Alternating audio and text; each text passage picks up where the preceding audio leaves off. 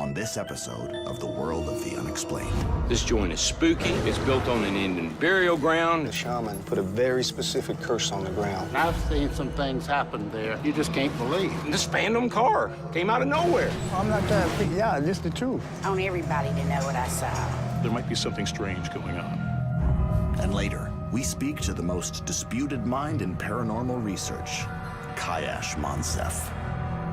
Join us as we dive into the world of the unexplained.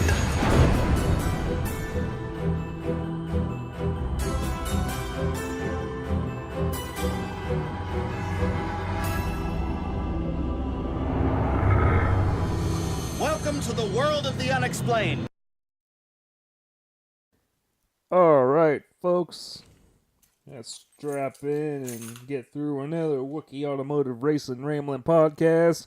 And we just finished up Talladega. I'm just finished up right now, watching Eric Almirola in Victory Lane, getting a hug from Clint Boyer. Very interesting race. That's really the best thing I can talk about right now. Yeah, I had a lot of stuff going on in this one. It wasn't a complete... I'm going to be very blunt here.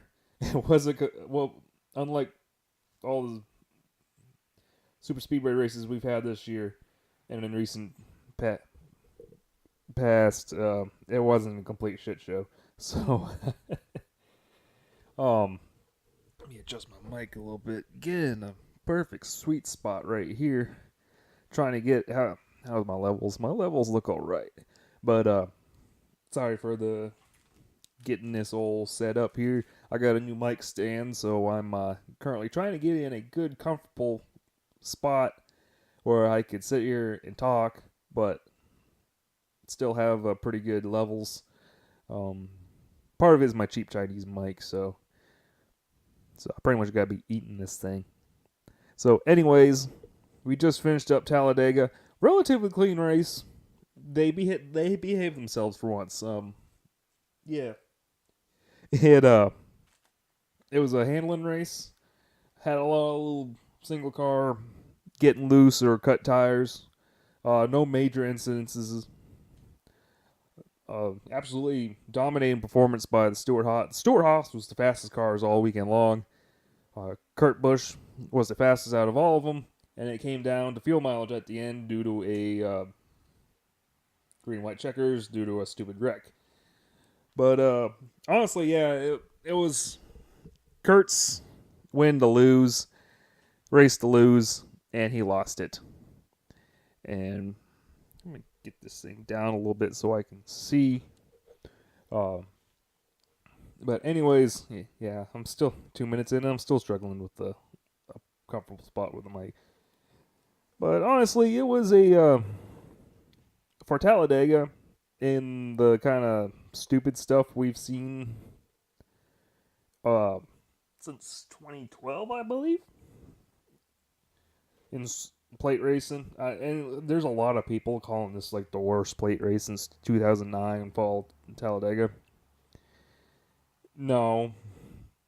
This was actually, yeah, it was Stewart-Haas absolutely dominated, but yeah, this was more interested in me than trying to get through 12 multi-car wrecks.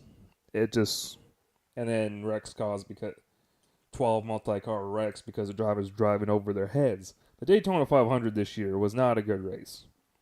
And just people calling this the worst plate race since that 2009 Talladega race. No, I don't believe in that. That's just... I'm gonna call BS on that. This was an interesting race because you had the Stewart-Haas, and those Stewart-Haas cars, when they got up front, they played those restarts perfectly. It was fascinating that they were able to play the field and manipulate everything in their odds. So, but the rest of it was just the guys minding their P's and Q's. Yeah, we had a lot of people are already calling in the first segment because they started doing the single car or single file freight train. It was like, what do you expect them to do? You guys complain February and July about them doing nothing but wrecking. So they behave, and then now you complain that they're being boring and stuff. You can't please everybody. You can't please the fans right now with plate racing. I don't know. To me, and I'm going to pull the old man Winston Cup history card right here, but it felt like an old school race where you had the Pied Pipers and just everyone just kind of minding their P's and Q's and trying to get to the end. But, no, I don't know. You can't... This is kind of my problem with the current fan base. It's really toxic, I feel. And, unfortunately, you can't please the fans. The truck race, yeah, arguably was more exciting, but you had drivers driving way over their heads yesterday. This one, yeah, you had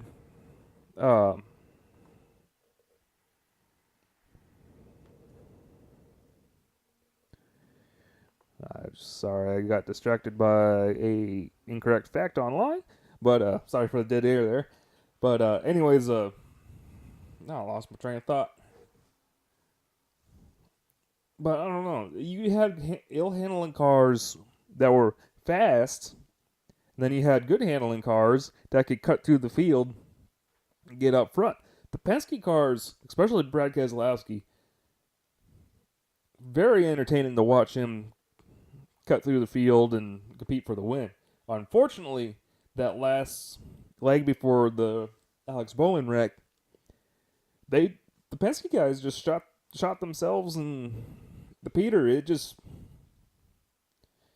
They couldn't get lined up. Were so concerned about trying to block the 9 car and the 17 car, and they all wanted to be the first one in line to be the Pied Piper, and just next thing you know, the Stewart-Haas cars are straight away. That's just as much the Penske guys to blame than the Stewart-Haas cars being so dang good.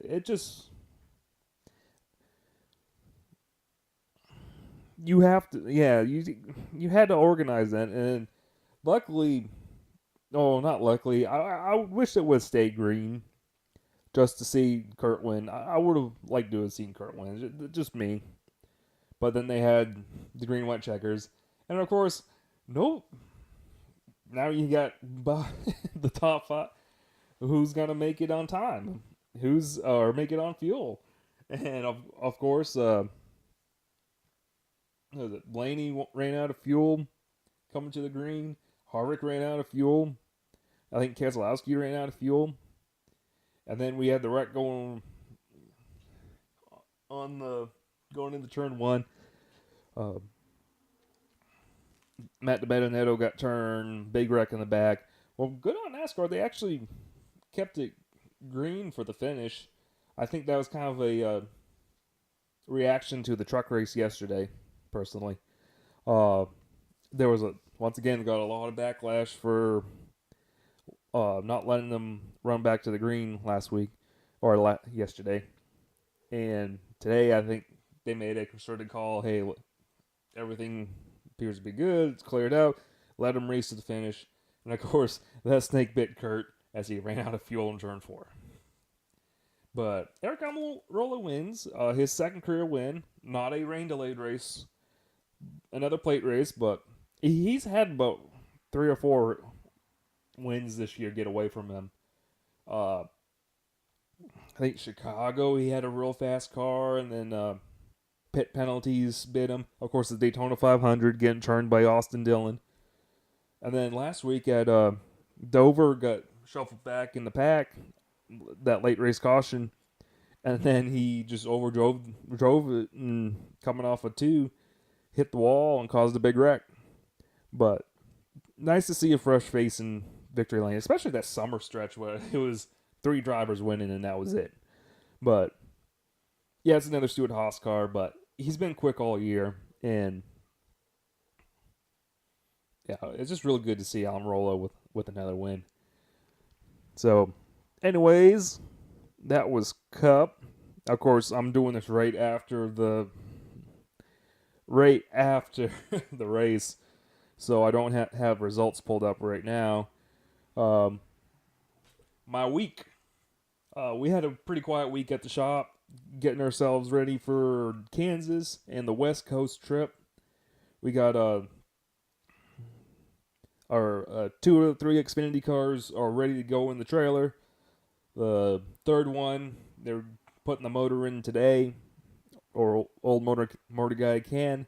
So that will be set up tomorrow, and then just a bunch of little trailer stuff to do. Cup car, they just still had a little bit of motor stuff to figure out. But anyways, we're looking pretty good going into Kansas. And then we got our one of our Phoenix cars, the Big Bird, the yellow car, sitting on the pull down waiting to get set up. So yeah, we got a pretty good head start. Hopefully looking to get into the end of the year. Of course, we got coming up this weekend, of course, Chad in the 40.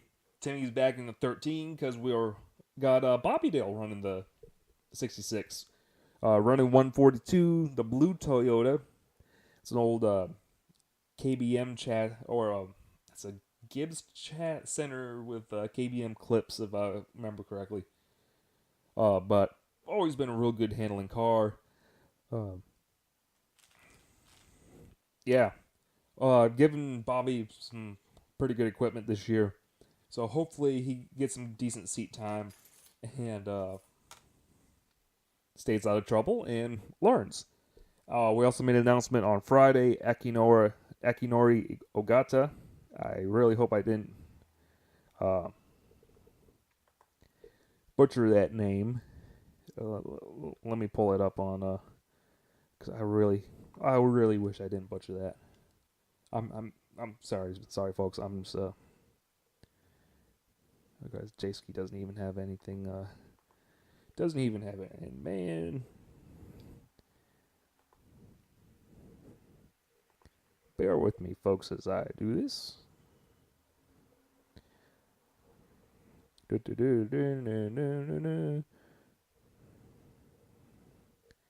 Akinori Ogata. Okay, I was pretty spot on. But yeah, he's gonna be going for his debut, Xfinity Series debut at Phoenix. So looking forward to working with him. Always great to get diversity in the sport. Akinori's worked real hard to get. He's been running a lot of late model stocks. Actually had his legend car and trailer stolen at the start of the year. So it's kind of been a rough year for him. He's been running some truck races for the Mittlers. So, anyways, but anyways, that's what we had going at the shop.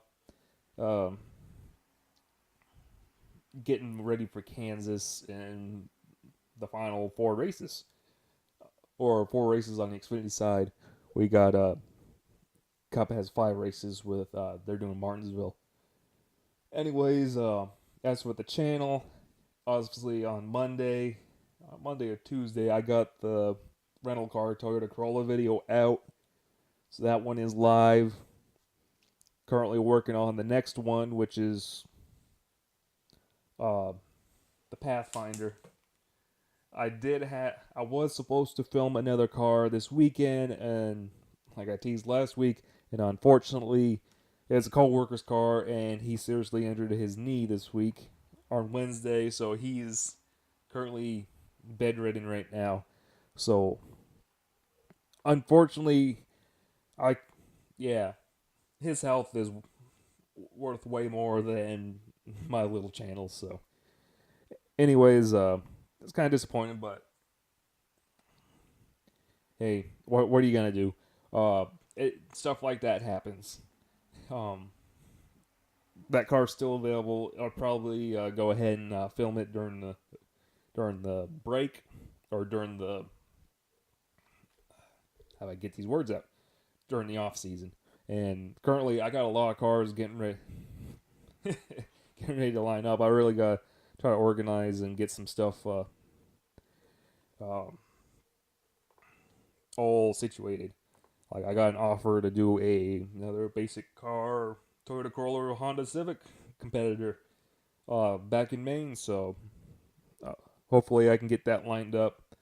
I will be in Maine for the week of Thanksgiving and the week of Christmas. So hopefully I can get that one lined up. And I got some family and friends cars that they kind of made offers for me to film. So, and just really basic all over the map kind of stuff. It's just,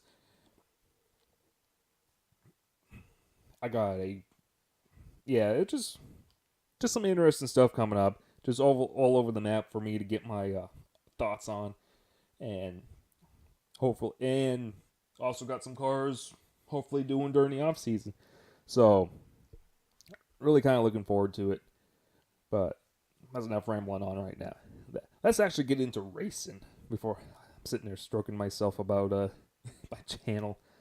My channel with 30 subscribers. But yeah, go ahead and like and subscribe if you haven't. But anyways, yesterday we had the truck race, Talladega, and it was your typical trucks at Talladega. Lots of young drivers driving over their head, and lots of big wrecks. I actually took towards the second half of the race before we started getting into the wrecks. But anyways, notable for on lap 60, the big one happened.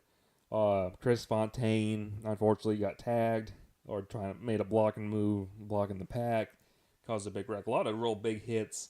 Unfortunately, for Fontaine, his truck, Freak, the one known as Freak, the old Bobby Hamilton truck that has three Daytona wins, was killed in a crash.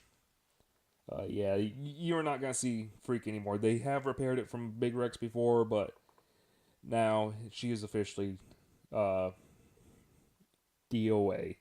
So real unfortunate to see that history go under, but that's just racing.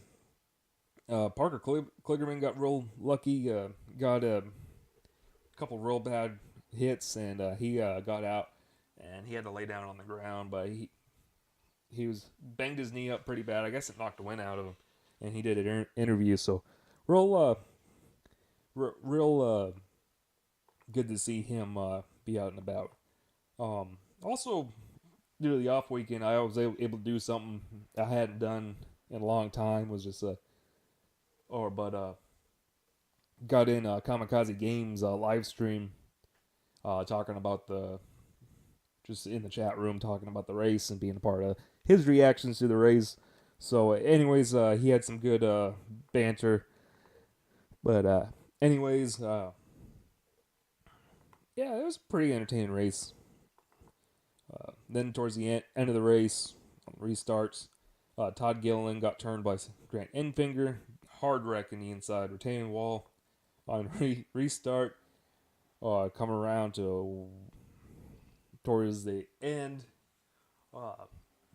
Todd's dad, David, got into back of Enfinger, spun Enfinger out, and then it was just kind of calamity from there. Anyways, and then on the last lap, Noah Gragson tried making a blocking maneuver on Timothy Peters, didn't work out, got spun, hit the outside retaining wall, almost went over, got tagged by Corbin Forrester, almost went over again, and Timothy Peters went on his pretty much a comeback win. He kind of got into this, he started the year running part-time for Ricky Benton, the RBR Enterprises car or truck, and then as of late, with Dalton Sargent getting fired from the 25 truck because of sponsorship issues, they hire Gallagher has been real good about hiring these old veterans but hired Timothy, and it looks like he's going to finish the year out in that 25 truck, so good to see that. And then, yeah, he's got a 4th place at Mosport and a win here at Talladega, so good to see him back in victory lane. It's been first win since 2015, so good for him. And his career everyone thought it was kind of over when Red Horse went under. He's kind of been bouncing around with the 92 truck, but now he's won a race for GMS, so maybe he can find a sponsorship to go ahead and run that truck full time again. Who knows? Probably what's looking like GMS is probably going to consolidate their truck program a little bit. Probably run 2, maybe 3 trucks. I don't see 4 trucks. Especially Cody Coughlin's already left. Off getting ready to do his own thing. And let me try to lower that a little bit. Check my levels again. Yeah, it looks okay. But anyways, Mike Snyder finished 2nd. His best career finish. Old David Gillen started on pole. Finished 3rd. Justin Haley got a good finish that he needed. Finished 4th. How about old Wendell Chavez? Pretty much, he's kind of been burnt out from racing. Announced that Talladega would be his last race, and started shotgun on the field, and finished 5th. First career top 5. First top 5 for Jay Robinson as an owner in the trucks. I believe their first top 10 too. So very good little feel good moment for them. Stuart Friesen came back to finish 6th. He got kind of bounced around there. Jordan Anderson with a career best finish in 7th. Brian Dowsett driving for Jim Rosenblum finished 8th. Daytona was supposed to be their last race, and I guess Brian convinced them to come back. Finished 8th. How about that? Jim Rosenblum's been in the sport since the 80s. Used to own cup cars, and then kind of been a fixture of the truck series part-time since the start. And yeah, first top 10 as an owner for that old team, so maybe he comes back for Daytona next year. Who knows? Max Tolman, young part-timer for Young's, finished 9th. Austin Hill had a pretty fast truck. He had to serve a yellow line violation, but still came back and finished 10th. And the old Jennifer Jo Cobb probably should have had a top 10. Got turned at the end. Coming to the start-finish line, finished 11th. And then Austin Wayne Self limped across the line in 12th, and then the rest of them was out. Robbie Lyons in the Josh Rayum truck, running top 3 for many laps coming towards the end, and just got kind of shoveled back and was a victim of that big wreck on the last lap. So, anyways, how's trucks? Let's see if we got any other notables. We had a bunch of part-timers on Point Motorsports, I believe. Bones' new truck team kind of formed out of the ashes of JGL. Scott Legacy Jr. ran really good in that truck. Sponsored from Strutmasters, finished top 20. And then had Bobby Gerhart once again running. He's been running the number for the Mittlers the last few years. It wasn't really a factor. I don't think they've really figured out these trucks like they have the ARCA cars, or even the Xfinity cars. He was a little quicker in the Xfinity cars, I believe, but I think the trucks are a little cheaper to operate. And of course Fontaine, and then Spencer Gallagher was in the 2 truck, replacing Cody Coughlin, which you haven't heard the end of him. And then Parker Kligerman running for Henderson, had a real fast truck, but unfortunately could not get back up their win from last year. Got caught up in that vicious crash on that vicious big crash. And then old dirt racer Tanner Thorson running the 12 truck, but he was kind of out of his element, caused a couple incidences, and ended up finishing almost shotgun on the field. And old Clay Greenfield came back, but he had a failure early in the race. Failing to make a race was, of course, old Stormer Norman. Joey Gase driving for Cop in the 83. That was kind of a surprise to see them miss the show. But plate racing gets kind of nuts on qualifying. And when the guys you race around put a lot of effort into qualifying and make the show, and you don't, thinking you're going to be good on provisionals, it comes back to bite you. Trust me, I know very well. It's happened to us multiple times. It happened to us at Daytona this year. We were in, and then we had pit road set up for the 66 car, and then we got a call like, oh, they just threw out the 3 car. He has to take the last provisional spot. You're out of the race now. So, yeah, that happened. And then Ray Ciccarelli, he had put a lot of effort fixing up that old Zero truck, but unfortunately missed the race. But that was Talladega trucks. Looking at the points over there, after this race, Johnny Sauter has still leading a 15-point, despite the chase, a 15-point lead over Brett Moffitt. Noah Gragson drops to 3rd, 17 points out. Grant Envinger's 4th, Justin Haley 5th, and Matt Crafton is 6th. And this was the cutoff race.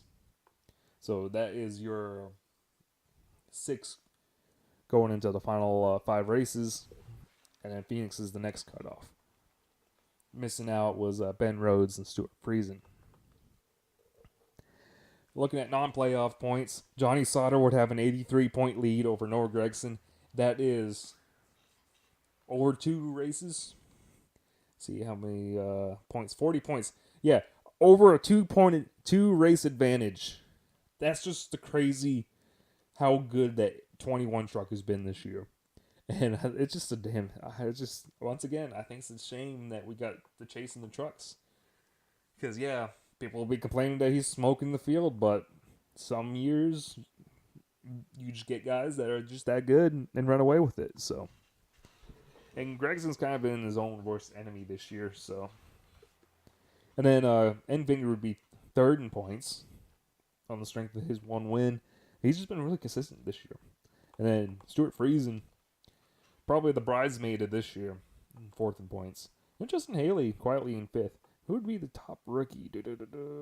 Mike Snyder in 9th in points, which is actually the real points because him and Tick Gilliland missed the chase. So that's actually a points battle that was closing up a little bit, but Snyder kind of pulled away again with this finish. And then also yesterday we had the Petit Le Mans, the race ending year-ending race for IMSA. Trying to think what. It was like over 1,000 miles. Let me look at the rules real quick. Okay, it used to be a 1,000-mile race. It's been a 10-hour race since 2014. Okay. So, yeah. It's now an even longer race compared to what it used to be. So, because this year it ran at 1,125 miles. 443 laps on a 2.5-mile road course. Road Atlanta is a fantastic road course. It's a place I wouldn't mind seeing NASCAR go, or even IndyCar. A little treacherous. Turn 1 is known for eating up cars. And we had definitely some crashes this year. I did not catch any of the footage because apparently you had to have, it was only the first hour or two were on Fox Sports 1 and then put it over on the Fox app. And yeah, it's probably a good thing that NBC is going to take over for next year. But those are just my thoughts. But Wayne Taylor Racing, I guess it came down to fuel mileage at the end. 5 seconds over the Mazda Team Jost 77. And third place, rounding out the podium, was also Mazda. And then But anyways, Wayne Taylor Racing ended up taking the championship for the year. And of course, they don't got standings up. So I try to bring it up. Oh, wow, they got this all messed up. So I'm just going to ignore that. But anyways, once again, the Wayne Taylor prototype takes the win and the championship. Looked like the Core Motorsport or Core Autosport 54 might have were going to win it and possibly take the championship, but ran out of fuel on the last lap, lost the championship. And for those who don't know, that Colin Brown races for that entry. He's raced for them for quite a few years now, back when they were a prototype light entry, but they killed that class for this year. So they moved up the prototype, and first year they almost took the championship. Of course, next year they are splitting up the LMP2 and the DPI, and the Daytona prototype cars, which I'm not really a fan of. And I don't know. There's a lot of politics in sports car racing, and honestly, the politics is sports car racing's own worst enemy. And if you think this is bad, just go ahead and look at the chaos that's going on over the FIA World Endurance Championship, because they end up having to kill. You got one factory proto LMP1 car out there racing against the privateers, and instead of bringing,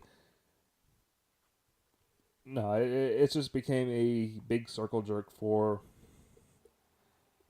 the Toyota LMP1, and yeah, just letting them smack the field around, and it's not fun to watch. But that was IMSA for the year. I did not. I'm not gonna lie. Daytona was probably the only one I really paid attention to. But from what I've been told, it's been a pretty entertaining year. But that is that. Anyways, last night was K&N. Also last night was the K&N West Series racing at Roseville, the All-American Speedway. And apparently it's a 3rd-mile track. I thought it was a 1/4-mile track, but I was wrong. But Cole Rouse won the race after starting on pole over Ryan Partridge, who dominated, led most laps. Derek Thorne was 3rd. Nick Jonides running for Joe Nava, who's kind of an old-timer in the West Series. Kind of hasn't really made a full-time entry in recent years, but I guess he's got some cars, current spec cars put together, so he started running more and more. I really hope that Jonides, I'm probably butchering that name too. But he finished 4th. Travis Milbourne running for John Wood at Patriot Motorsports Group finished 5th. Matt Levine finished 6th, and Haley Deegan, I guess she was running top 3 much of the night, but caught up in a wreck. Still finished lead lap in 7th. And a lot of looks like a lot of the kind of privateers, kind of rest of the pack that aren't macking out, the high dollar guys had some good runs. Taylor Canfield running for Patriot finished 8th. Rich DeLong finished 9th. And then Takuma Koga came home with the top 10. But yeah, bunch of crashes.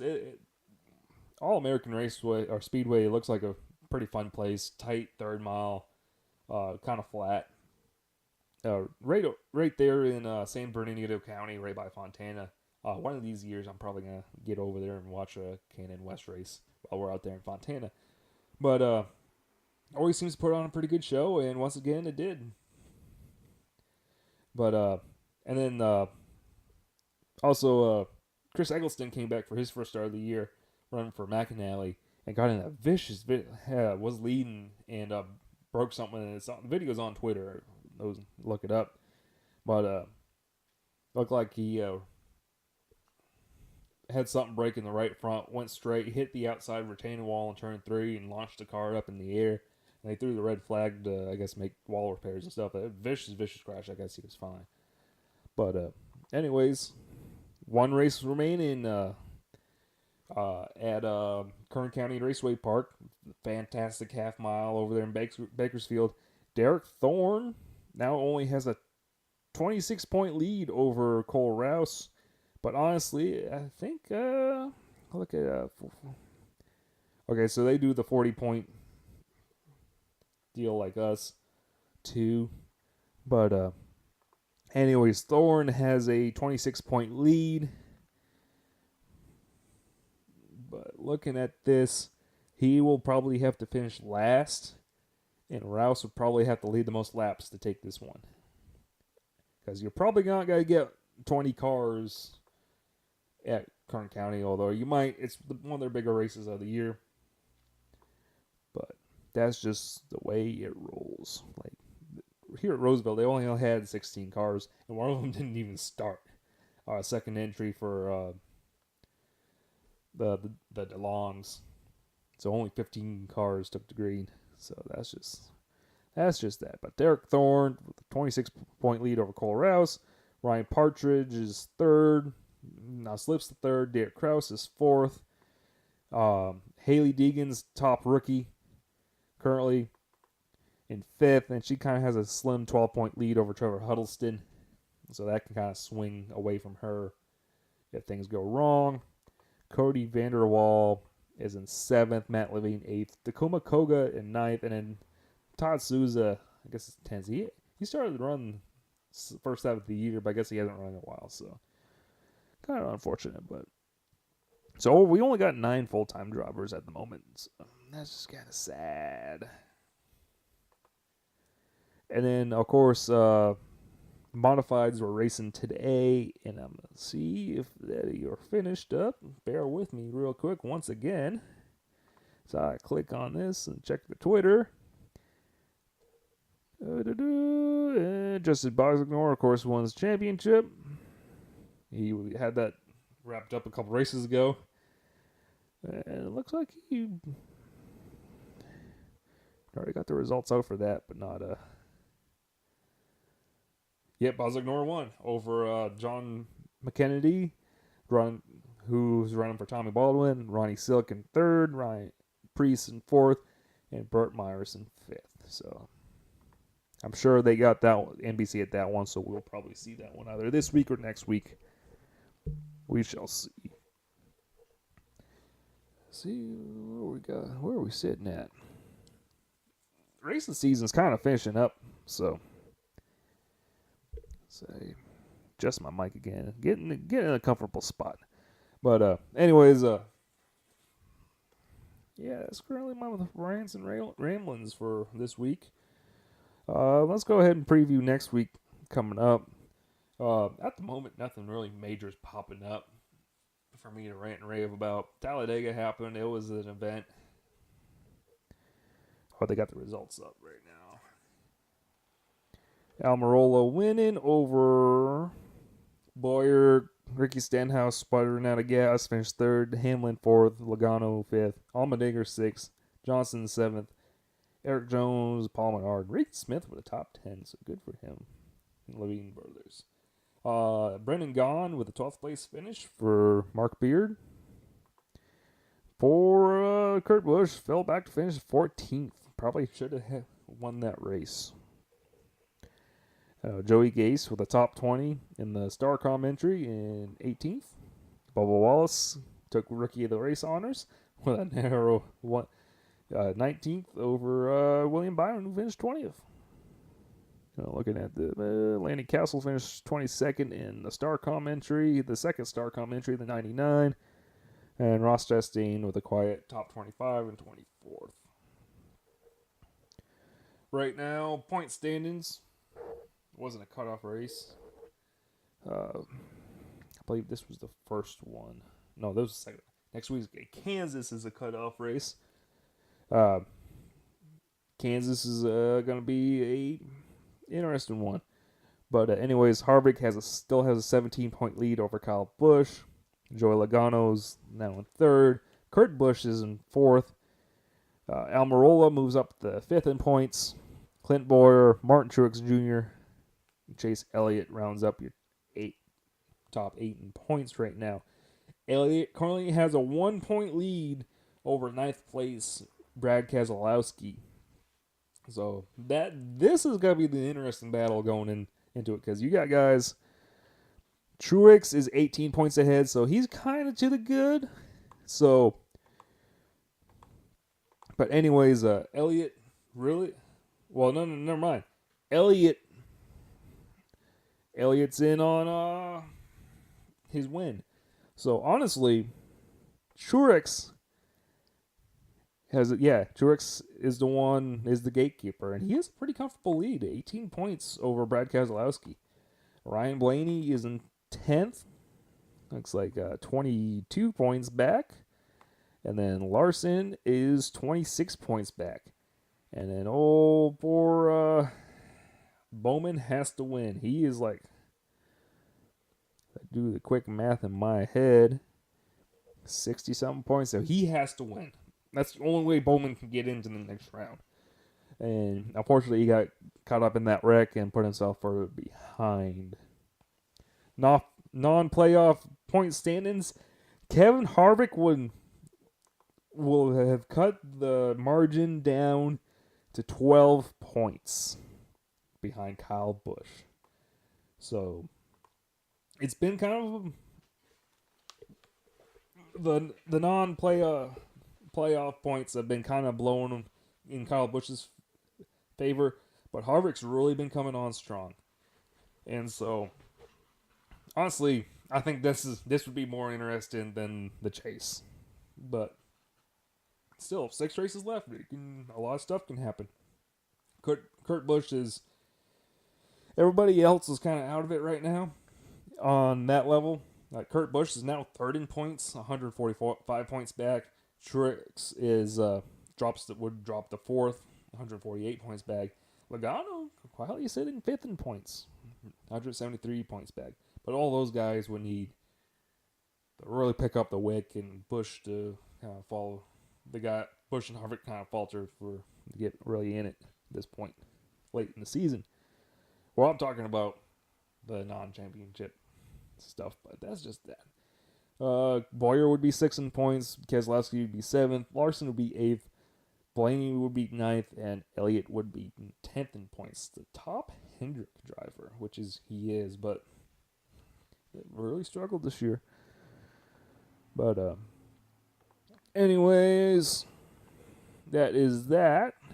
And let's kind of put a wrap on it. It's kind of been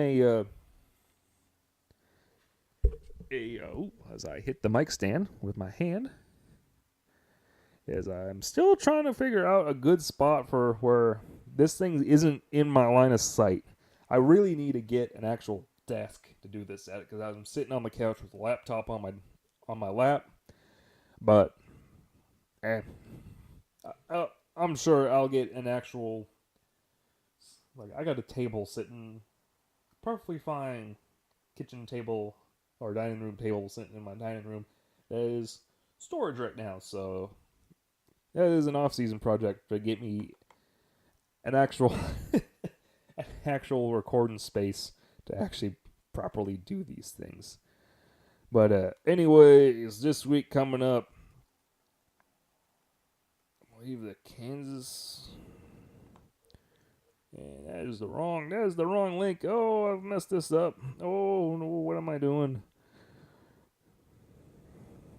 But coming up, we got the Hollywood Casino 400 this weekend, and the Kansas Speedway 1.5-mile cookie cutter track. It's treacherous. It's a cookie cutter track, but it's got some high banking, about 24 degrees of banking. They added, was it 2012, 2013? They reconfigured it, and the place has been treacherous ever since. And honestly, it's supposed to be cold, and that just makes the sliding happen that much more. It's really cooled off this weekend. I don't know if it really broke above 60 degrees down here in North Carolina. And honestly, after all summer being hovering right around 100 degrees, this is, I hate to say it as a Mainer, but I got a sweatshirt on right now. It's been kind of chilly. So But yeah, out west in the Midwest, they've already got snow going on in the Dakotas, and they had a major storm in the Dakotas and Colorado. So yeah, I expect it to be chilly up there in Kansas. So that will play a factor at this event. Xfinity Series is racing on Saturday. We'll be a part of that. We're at the Kansas Lottery 300. Christopher Bell with a quiet 5-point lead over Justin Allgaier. But this is the start of the round of 8 for those guys, as their season rounds to a close. As I look it out next week, the Peak Mexico Series races at Aguas Calientes. Over there. Also racing next week is the Whalen Euro Series, finishing their year at Circuit Zolder. ARCA finishes the year Friday night at Kansas. Sheldon Creed has, 440. Yeah, he won this championship like 2 races ago. Anyways, but I guess there will be some extra entries in. Like Gibbs is going to enter a second car for Drew Herron of all people. So, yeah, that'd be a fun one to watch. Circuit of the Americas is taking place next week for F1. And V8 Supercars finishing out their endurance round or endurance season with the Gold Coast 600 at Surfers Paradise. Real fun event to watch if you ever get a chance. And then that's pretty much it for the year. Everything's finished up. So there'll be less and less championship or series to cover as the year finishes out. Because West Series finishes up in 2 weeks. East Series finished up last week. Modifieds finished up today. Mexico finishes up next week. Euro finishes up next week. ARCA finishes up next week. IndyCar, Indy Lights has been done for almost a month. F1 races until December, so we got that. Formula E starts off in December, so I'll have something to talk about then. I think V8's finishing up first week of December too. And Cars finishes up at the start of November. So anyways, it has once again been another podcast. Thank you for listening to the Wookie Automotive Racing Ramblin' Podcast. Be sure to check it out on, powered by Shout Engine. Shout Engine, check it out on Shout Engine, iTunes, and YouTube. I don't really know why I'm advertising the podcast if you're already listening to it. But also check out the main channel, Wookie Automotive. I do got tonight a little bonus video for the upcoming Wookie drives going out tonight. Possibly another one out later in the week. And then, of course, the podcast will be out either Tuesday or Wednesday. Whichever day I get around to getting it. Maybe out Monday night, so who knows. So anyways, thanks for listening. It's been another Wookie Automotive Racing Ramblin' Podcast.